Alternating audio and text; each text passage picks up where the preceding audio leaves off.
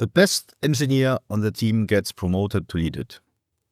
That's usually how it happens. And it's one of the most reliable ways to lose a great engineer. Ended up with a struggling leader at the same time. Not because the person isn't capable, because the job is completely different. And almost nobody tells you that before you take it. An engineer's identity is built on having the right answer, on precision, on solving the problem in front of you. Leadership is built on something else entirely. Incomplete information, decisions you can't fully verify, outcomes you don't control. That's not a skill gap. It's actually an identity shift.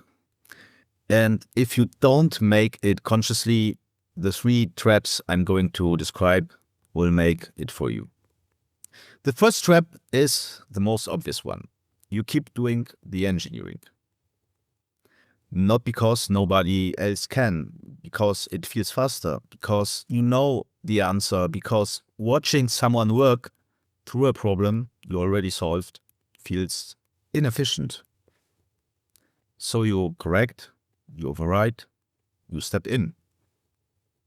And the team learns gradually, silently, that their judgment doesn't count, that the decision will be reversed anyway, that it's easier to wait for you than to think for themselves.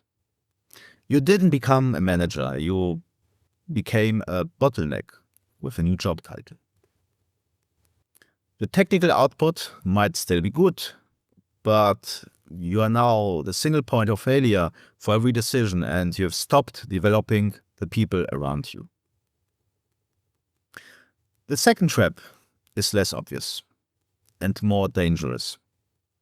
You have heard the feedback. You know you need to delegate.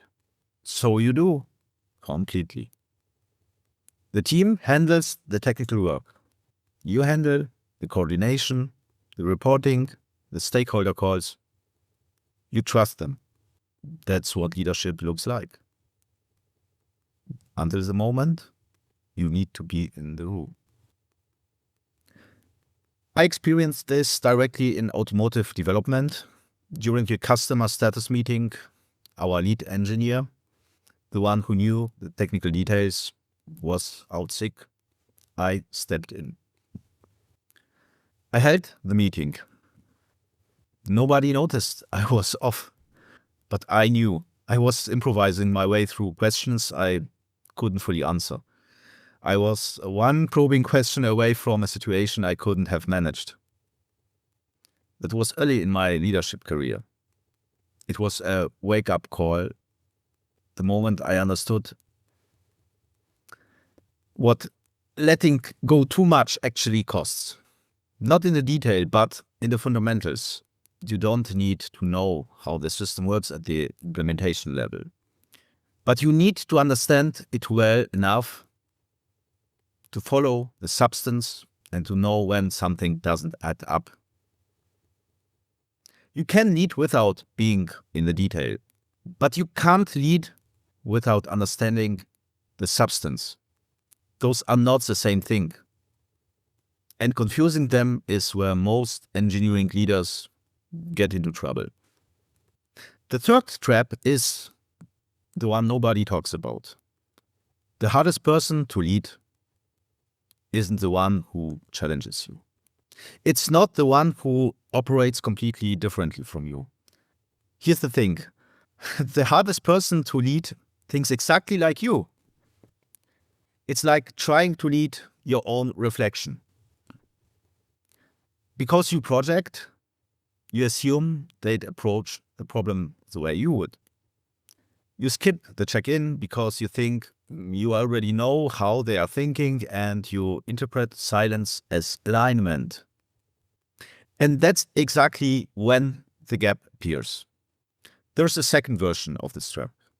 When an engineer becomes a leader, they often manage other engineers the way they wanted to be managed, or the way they were managed, for better or worse. Too much control because uncertainty feels like failure, or too little structure because you remember resenting the micromanagement yourself. Both are reactions to the same thing. The discomfort of not being able to solve the human problem the way you would solve a technical one. People don't have clean inputs and predictable outputs.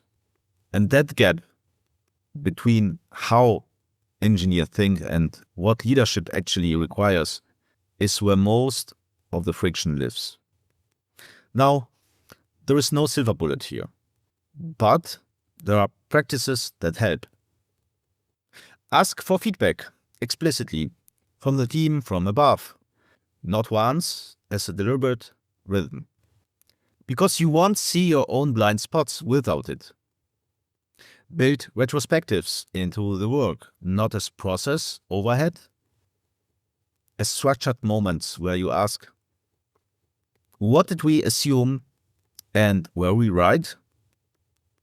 And stay connected to the substance, not to control it, to understand it.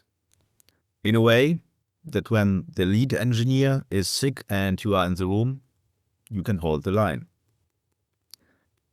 Only what you can measure, you can improve. That applies to systems and it applies to leadership too. When did you last make a decision as a leader and realize afterwards it was actually an engineer's decision?